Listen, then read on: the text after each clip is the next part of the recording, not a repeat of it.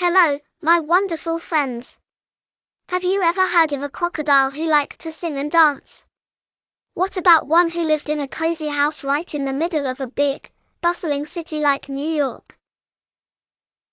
Well, get ready, because today we're going to meet a very special, truly one-of-a-kind crocodile named Lyle.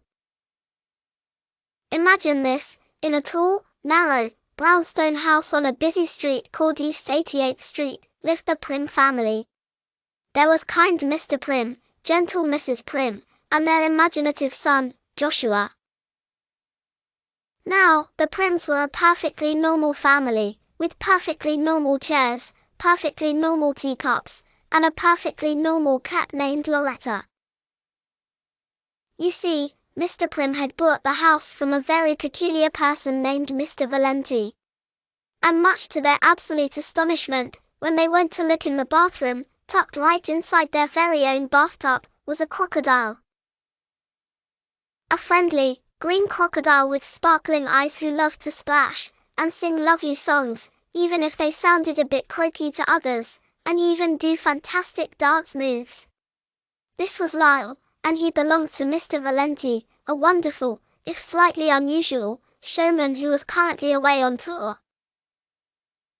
At first, the Primms were a little, startled. A full-grown crocodile in the bathtub. Imagine that. Their jaws dropped. But Lyle wasn't scary at all. Not one bit.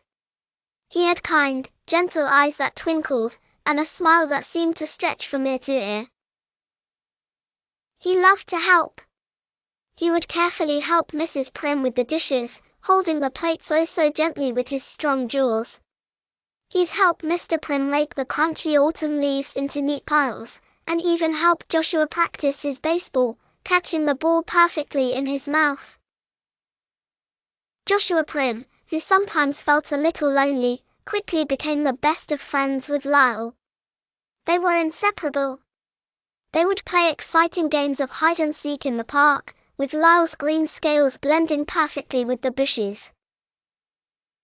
They'd share giant ice cream cones on hot days. Lyle, of course, preferred vanilla, with a cherry on top.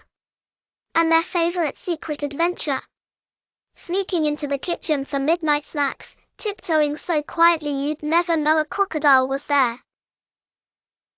Lyle was truly the best friend a boy could ask for. He was a wonderful listener, always quiet, and gave the best, most comforting, gentle hugs with his strong, scaly arms. Lyle wasn't just a friend to the Primms, though. Oh no! He was friendly to everyone on East 88th Street. He would politely wave his big, green hand to the mailman, help dear Mrs. Grumps carry her heavy bags of groceries, and even share his favorite crunchy fishy crackers with the busy neighborhood pigeons. Everyone loved Lyle. He brought so much joy and a bit of magic to their ordinary street. Well, almost everyone. There was one person who did not like Lyle. And that was Mr. Grumps. Mr. Grumps lived right next door with his own very grumpy cat, Loretta. Mr. Grumps thought crocodiles were noisy and scary, especially when Lyle practiced his operatic singing in the morning, or accidentally splashed a little too much in the bathtub, sending water trickling onto Mr. Grumps's perfectly manicured petunias. A crocodile does not belong on East 88th Street.